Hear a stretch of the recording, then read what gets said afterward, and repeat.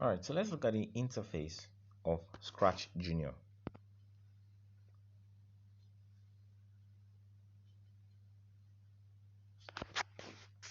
on your phone.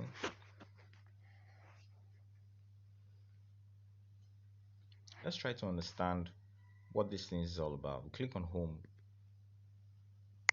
then it brings us here. I want to show you how to master this thing. So you click on the plus icon. So you will get a blank page like this, and what this means is you're free to do whatever you want. Just look at this cat in the middle of this place. You can remove it. And how will you remove it? Just come here, click here. You can, well, I made a mistake, but right here you can see that you can customize this cat. Let's say you want to change something. You can easily change the color. Just choose the color from here and then click where you want it to be to color it. Click on the head, everything begins to change. But anyways, that's not what I want to show you. But let's click OK.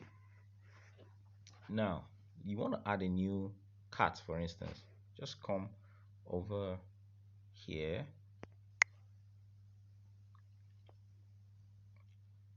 Oops, sorry. You want to change the cat, you come over. Let's change the background first. So we click here, the very top, and then you choose any background of your choice. So you maybe, let's say, an outdoor with trees. Once you click on it, it will highlight it, and then you can click OK. You check the OK sign on the top, at the top. So this is your background. Now we want to change the sprite. We want to change the cat to something else, or want to add a new sprite. So we click here.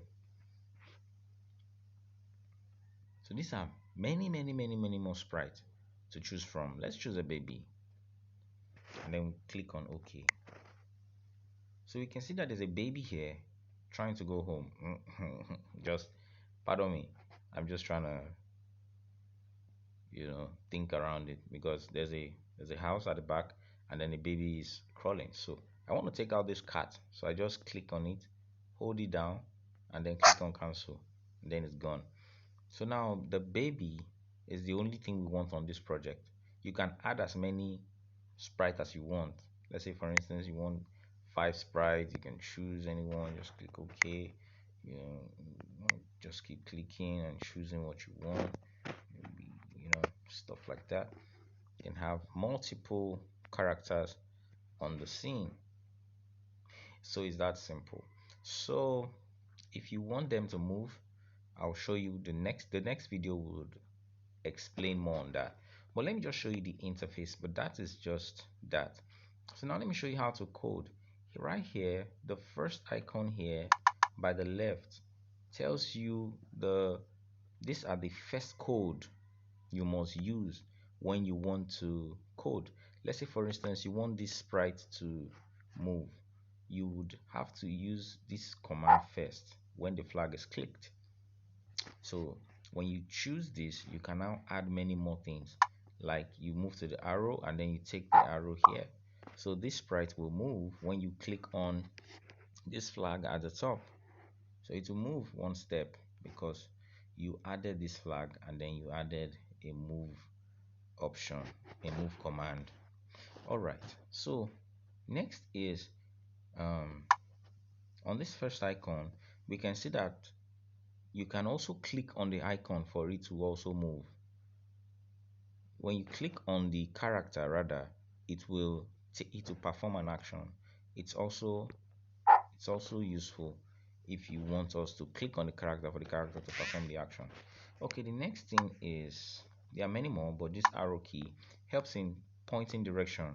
So direction, up and down, and all that helps. And make sure that each time you are bringing all these things, make sure they are snapping each other. So the next thing is the human-like one.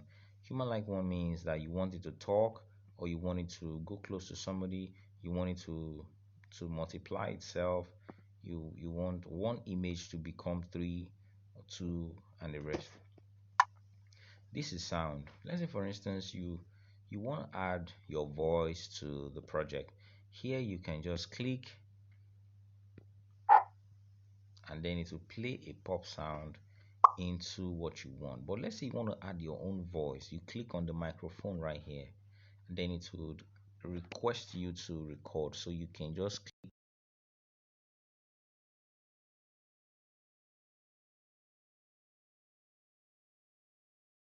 project. So invariably you can tell a story with Scratch Junior. So you take the code, then you drop it right here. So that's it.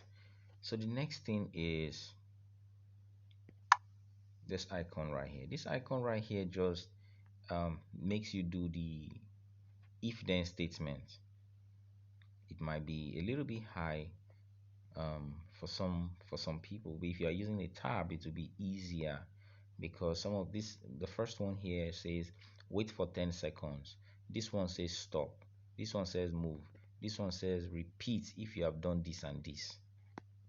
The last code, which is in red, or I don't know which color is this, looks red to me, is how to make something continue to move continuously. um, this is just to cap a thing, but for this one right here makes it to repeat an action. I will show you in the next video how to use this repeat for every block of code you have. Thank you.